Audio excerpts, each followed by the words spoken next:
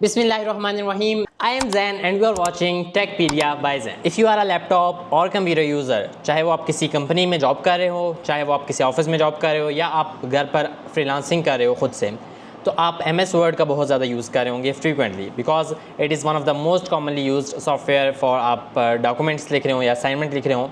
और MS word में जब आप कोई भी डॉक्यूमेंट लिख रहे होते हैं तो आज की इस वीडियो में हम स्पेसिफिकली देखेंगे कि हम किस तरह अपने टेक्स्ट को इटैलिसाइज कर सकते हैं।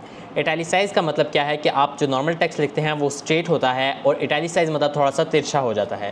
तो आज की इस वीडियो में मैं आपको बताऊंगा किस तरह ऑलरेडी जो टेक्स्ट लिखा हुआ है उसे आप इटैलिसाइज कर सकते हो, किस तरह आप ऐसा फंक्शन परफॉर्म करके उसके बाद जो भी आप टेक्स्ट लिखोगे वो इटैलिसाइज हो जाएगा। ओके, सो इसके मैं आपको दो मेथड्स बताऊंगा। फर्स्ट मेथड में हम मैनुअली देखेंगे एंड नेक्स्ट मेथड में हम सिर्फ कीबोर्ड का यूज़ करके ओनली बाय यूजिंग शॉर्टकट की हम इटैलिसाइज करेंगे अपने टेक्स्ट को MS वर्ड में। So let's get into laptop and check how it works. Right now मैं यहाँ पर मैंने गूगल क्रोम ओपन कर लिया और यहाँ पर मैंने एक MS वर्ड का डॉक्यूमेंट ओपन किया हुआ है। The rise of artificial intelligence ये टॉपिक है जिसके ऊपर मैंने 4 पैराग्राफ्स लिखे हैं और हर पैराग्राफ को मैंने एक अलग हेडिंग भी दी है।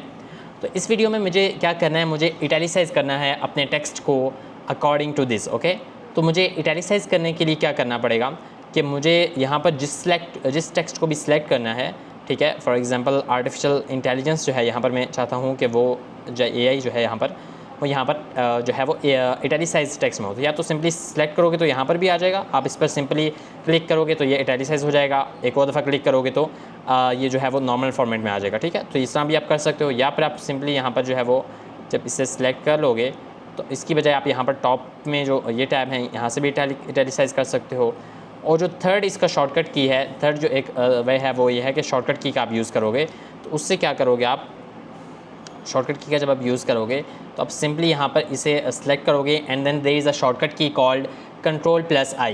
Ctrl+I का एक शॉर्टकट की है, वो जैसे यहाँ पर टाइप करूँगा मैं तो आप देख सकते हो कि ये हमारे पास टेक्स्ट इटैलिसाइज हो गया। ओके, आपने जो भी टेक्स्ट इटैलिसाइज करना है, चाहे आपने कोई हेडिंग इटैलिसाइज करनी है, चाहे आपने कोई नॉर्मल टेक्स्ट करना है, हम डिफरेंट टाइप्स ऑफ टेक्स्ट होते हैं जिनको हम जो है वो इटैलिसाइज करते हैं। सो आप इस तरह 3 डिफरेंट मेथड से आप अपने टेक्स्ट को इटैलिसाइज कर सकते हैं या अगर इटैलिसाइज है तो उसे दोबारा से नॉर्मल फॉर्मेट में ला सकते हैं। I hope so you like this tutorial. Thank you for watching and subscribe for such amazing tutorial. If you find this video helpful, don't forget to like, share and subscribe our channel for more such videos. See you in the next video. Thanks for watching.